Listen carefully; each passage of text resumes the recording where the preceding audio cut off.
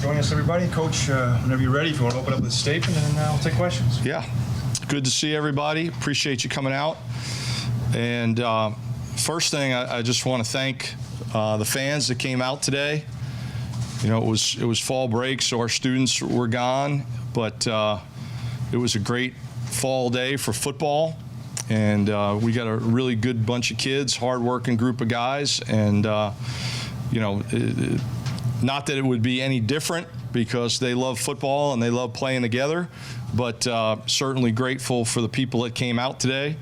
And you know, hopefully, as this team continues to prove themselves and earn some respect, then hopefully more people will be interested in coming out and checking out our guys, because they're a great bunch of kids and they've represented this university very well on campus and in the community, and they play hard. So you know, that's very satisfying from a coach's standpoint. Had a good week of practice. Good bye week and a good week, and we knew it was critical to come out and get off to a good start. Toledo was outscoring opponents, I think 49-10 in the first quarter and 100 and something to 20 something at halftime. So that was critical that we were able to do that. Defense played extremely well. Forced a bunch of punts in the first quarter, and obviously we were able to move the ball offensively. Second quarter, you know, was a lot of back and forth football, and we had a little time to drive right before the half, but the key was don't give them the ball back with a whole lot of time. So that was we started that drive off with, I think, just over 3 minutes, and we wanted to make sure that we didn't rush it. We knew we had our timeouts, and you know, if we got in striking distance, we could use those if we needed them to stop the clock. But the key was to not give them the ball back with a whole lot of time. So we gave it back to them, I think, with 35 seconds. They hit the explosive play, but then that was a big stop by the defense right before the half. Coming out, going into the wind to start the second half and going about 80 yards. I thought that was one of our better drives of the year offensively right there, to go up 14. And then from there, you know, it was a back and forth game, and you know, they've got really good personnel. They connected on several explosive plays, but I felt like our guys created some of their own luck today, you know, and that was Tad Barr hustling after the kickoff from the 50 hit him and recovering that. That was, I think, one other time we had a ball on the ground that we recovered deep in the red zone offensively. And then, of course, the fumble, the strip fumble on the kickoff return, which can't wait to see that. It was not great coverage, but I believe that was Caleb Tate that came in there, and that's a drill we do at least once a week. We call it circle chase, where you come in and try to swipe the ball out of there, and it's good to see things that we're emphasizing in practice show up. So I think we created some of our own luck today. There was a few times late in the game where we needed a fourth down stop to put it away, and then we finally got one deep in our own territory. So nice to be out there with victory formation at the end. So good win. We got to stay humble and keep it in perspective. We know we're capable of playing good football, but we also know that we're still very much a work in progress. So we're going to enjoy the heck out of this tonight. It was a great day for football, great day to be here at UB. But we've got another challenging, very good team coming in here next week, and you know, the next step for us is to prove that we can do it 2 weeks in a row. So that said, if you have any questions. Coach, what was the motivation being 10.5-point underdogs this week to the Toledo Rockets? You didn't allow them to get off at all. Holding them 41 yards. Yeah, we don't look at a whole lot of spreads. You know, we realize we're going to be underdogs most weeks. That's fine. You know, it is what it is. You know, we do look at analytics and try to figure out what we need to do to win the game. We don't look at the spreads, but I think our guys just play. They just play. I know that's not flashy or, not storyline stuff. I'd rather be boring and good. I'd rather be boring and good. So I think we got a great bunch of kids. They like playing together. They like their coaches. They put in extra time. They're around here when they don't need to be around here. And usually it's with a smile on their face. We coach them hard on the field, but they take it the right way and they respond. So I'll take boring and 4-2 right now. What's the biggest difference you've seen in this team this week as opposed to 2 weeks ago? Well, obviously we moved the ball a lot better offensively. We ran the ball effectively offensively, so that was a big difference. We were a lot fresher on defense, and we did a better job flipping the field position from a punt standpoint, which we were not able to do at UConn. So we did make Toledo have to go longer fields today. They had 3 or 4 drives, at least off the top of my head, that started inside their own 20. And if we put our defense in that position, we're going to have a chance to be successful because our defense is solid, and as long as they've got a lot of territory behind them, they're going to make you earn it. And also you had 2 players today. I'm sorry? You had 2 players today who kind of stood out and got the job done here. Messiah Birch and Jake Orlando. How valuable were those 2 today in their? Oh, great to have Jake back. We're certainly better offensively when he's in there. He's so versatile. Messiah Birch is a guy who's been coming on slowly but surely. He's a young player. He flashed some in the spring. He flashed some in preseason, and we've really challenged him to step up and grow up, quite frankly. And he's again reflective of a guy that we've challenged and coached hard, and he takes it the right way, and he's responding, and he's starting to be a productive player, which is great. I think I'm sorry, you were going to ask me about somebody? I was going to ask you about kind of the wishbone-like formations and the success you had with that. How do you think that got your offense going early and throughout the game? Yeah, so we've been working on that for a while. We just haven't had a chance to really get it going in a game. And then we've continued to work on it here the last 2 weeks. And we just made a commitment to running it early in the game today. And the nice thing about it is it simplifies people. And it takes them out of a lot of their calls, and that's what it did to Toledo today. It simplified them defensively, and we were able to pop some inside runs out of it. We were able to throw a little bit out of it. We were able to get the ball pitched a little bit. So that was very satisfying, and we've just got to find creative ways to move the football, and we were able to do that today. Toledo, they made a kind of a late attempt at a rally. You got that stop on 4th down. What do you want your team to learn from that, especially in the second half? Yeah. We're trying to attempt that rally. It's not over until it says 0:00. You keep playing, you keep coaching. Is there anything you wish the team did differently today, even in the win today? Oh, sure, absolutely. I mean, we'll tear this video apart tomorrow. There'll be 100 things we could have done better. So, these kids are great, and they deserve to enjoy at least the next. Well, when they walk in here at 3 o'clock, they'll hear all about what we need to do better. But until then, they deserve to enjoy it. Coach, you've knocked off 2 pretty good MAC teams right now. What does that do for the team's confidence going forward from here? They think they can play with anybody now? Yeah, I think they have seen that at our best, we can play with anybody, and at our worst, we can get beat by anybody. Is that fair? Is that a fair answer? Because that's how I really feel about it. That's how I really feel about it, and I do think we can continue to get better. Some down conversions were also a big issue at UConn. Oh, huge issue. How did the team handle that and manage that better today? Well, I think we got ourselves into some more manageable situations. and we were able to flip the field position with some explosive plays. And when you flip the field position and you get into plus territory, there's a little bit more leeway on third down because of the potential to go for it on fourth down. You don't have that luxury when you're backed up.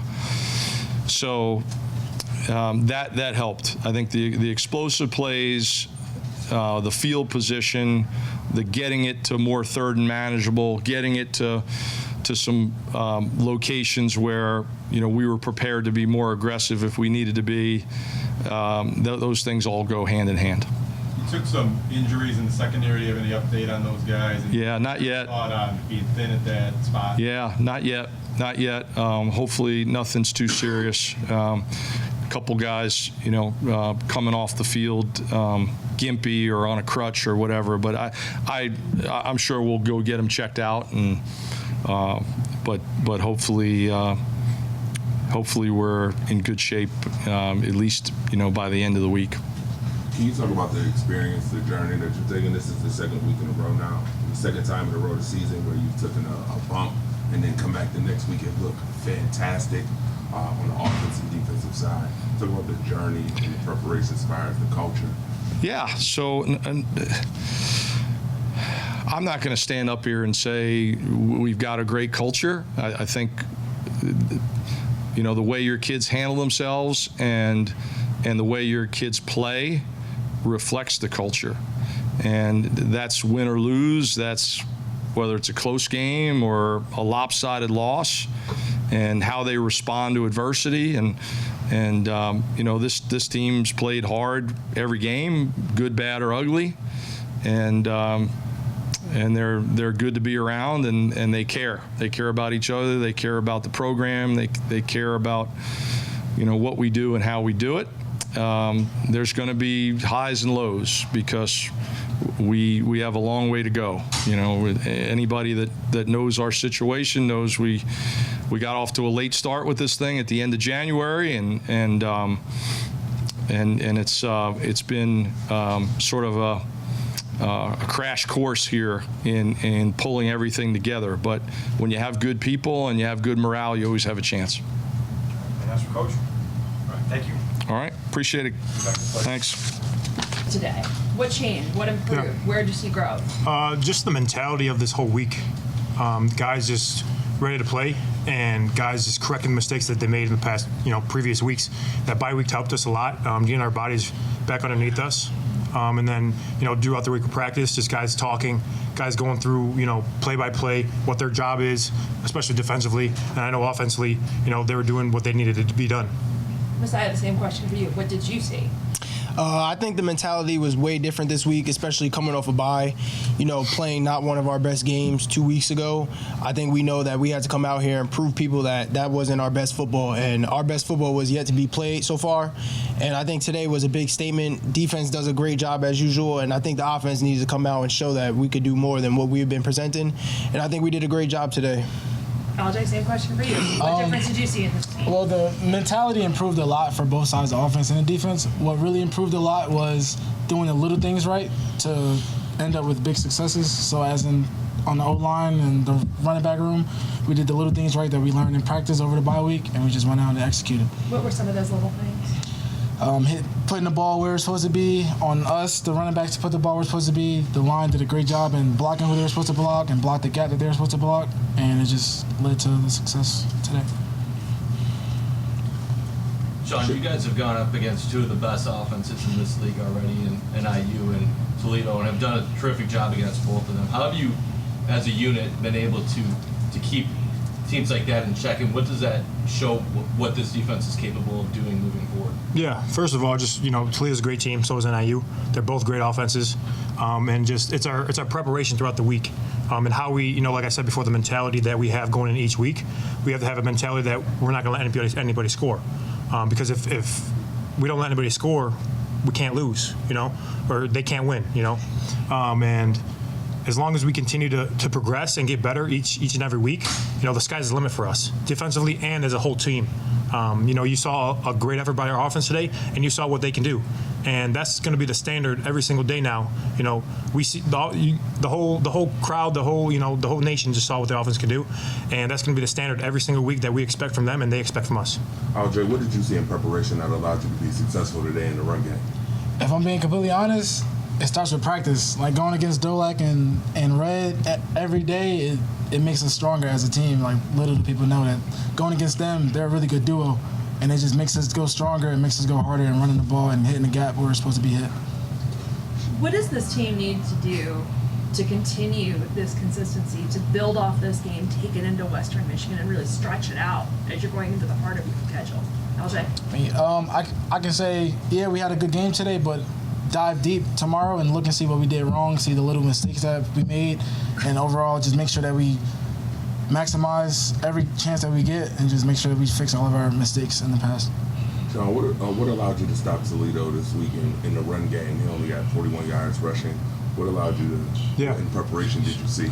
Yeah, just going throughout the whole week and watching film and kind of what their offensive line does and their running backs, what kind of players they are.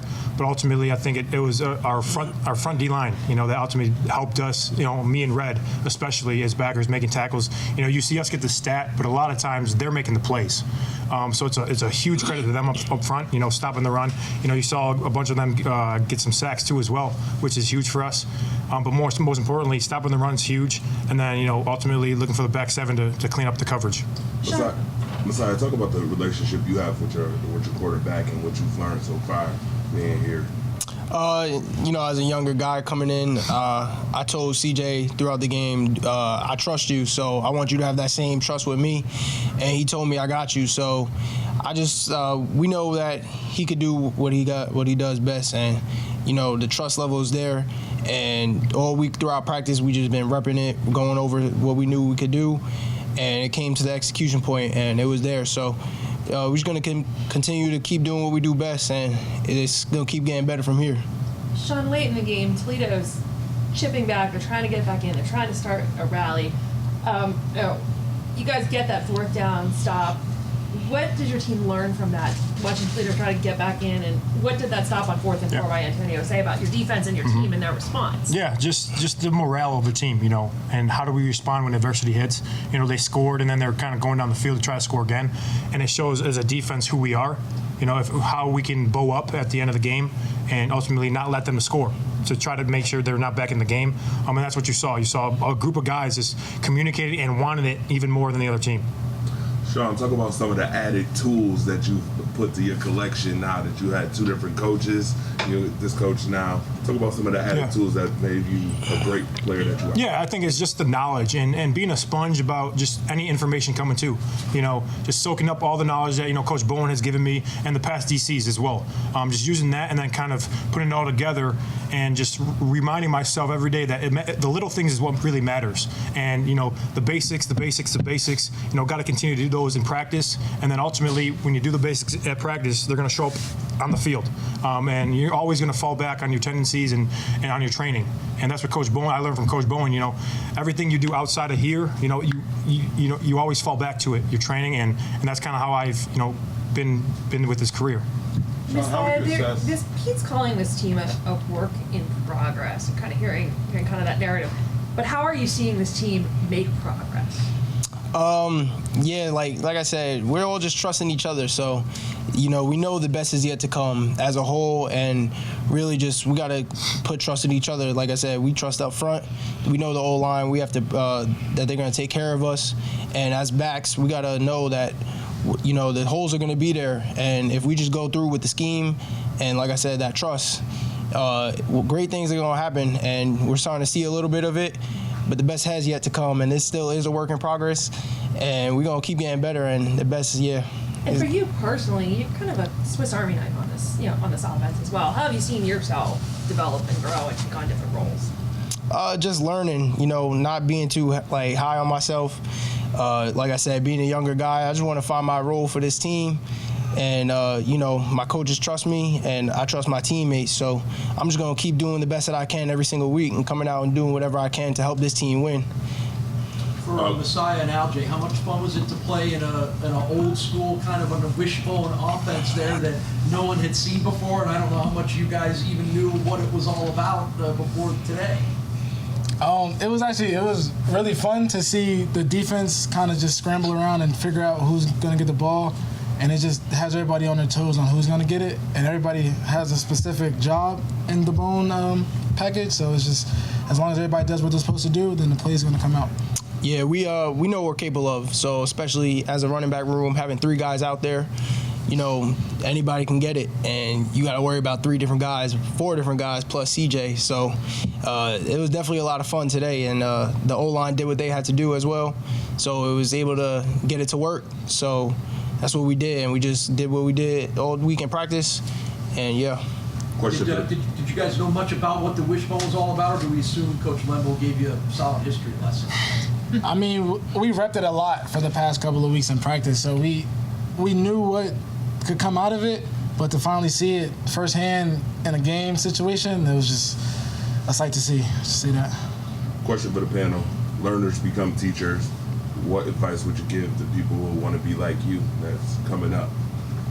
I'll say just be able to just step back and just listen. You don't always have to chirp back or just say you know this because you really don't know everything. So it's always good to just be a learner and be able to listen and understand, because you may be getting it from different perspectives, from a coach's perspective, from a old player's perspective. You just never know. So it's always good to just listen and step back and just see it for yourself. Sean, you're 4-2 at the halfway point now. I know you'd rather be 6-0, but 4-2, 2-0 in the conference against 2 pretty good teams. Yeah. Considering everything that's happened in the last year, I would think you got to be feeling pretty good about the way the team is progressing. Yeah, for sure. Any kind of wins like this, you gotta sit there and just kind of soak it in. They're great wins against a great team, and then we can celebrate tonight, but after that, we got a whole nother week to go. And we're trying to win a MAC championship here. We're trying to set the standard, the culture here, and we got to look forward to Western Michigan.